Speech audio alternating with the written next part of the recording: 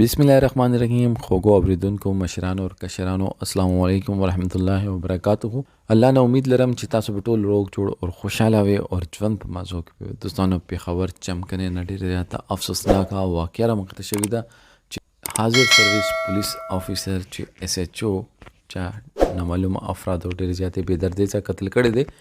دا قاتلان څوک دي او د سی سی ټي وي فوټیج نه کومو کسانو نمونه مخې ته راغلي دي. دوستانو دې باره کې به ټول معلومات په دې ویډیو کې شریکو او که تاسو ټولو معلوماتو باندې ځان خبرول غواړئ مونږ ویډیو ځان سره تر اخره پورې وګورئ او چې کوم ملګري مونږ په چینل باندې نوي دي هغوی د مونږ چینل مخه ځان سره سبسکرایب کړي ډلې نشان دی وایي تاکہ مونږ راتلونکي معلوماتي ویډیو تاسو ته په اسانۍ سره ملاو شي. دوستانو دا واقعه د پیښور چمکنې ده چې اس ایچ او صاحب خپلې ډیوټۍ نه بعد کور ته واپس روانو چې نامعلومه افراد راغلو او اندادون فایرنګ وکړو او هغې په نتیجې کې اس ایچ او صاحب په موقع باندې شهید شو. دوستانو د اس ایچ او صاحب یوه لور وه او یو زوی و.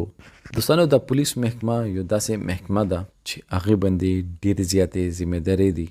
پاکستان آبادي ریس په ریس زیاتېږي او پولیس محکمه چې ده هغه چې څومره مخکې یوې تنې کې کسانو اوس هم عمره دي هغوی باندې بوج زیات شوی دی. کیدای شي دا خلک چې دي دا شر پسند خلکو دوی کیدای شي اول دا سوچ کړی وي چې موږ به دا اس ایچ او صاحب څنګه خپل لاس ته کو خو چې کله هغه ورته لاس ته نه دی راغلی نو هغوی راپاڅېدلی دي او اس ایچ او صاحب یې ایستی دي او هغوی په موقع باندې شهید شوي دي.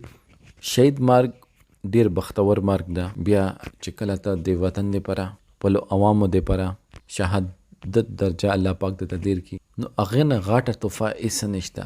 خو دوستانو سوچ دا ده چې مونږ پولیس والا چې دي هغه په دې معاشرې کې محفوظه نه دي نو آیا مونږ په دې معاشرې کې محفوظه یو او که نه چې یو پولیس والا خپل کور ته په حفاظت باندې نشي رسېدل نو مونږ خپل کورونو ته چې ځو په دې الله نه بعد د پولیس محکمې په اسرې آیا مونږ محفوظه یو او که نه یو.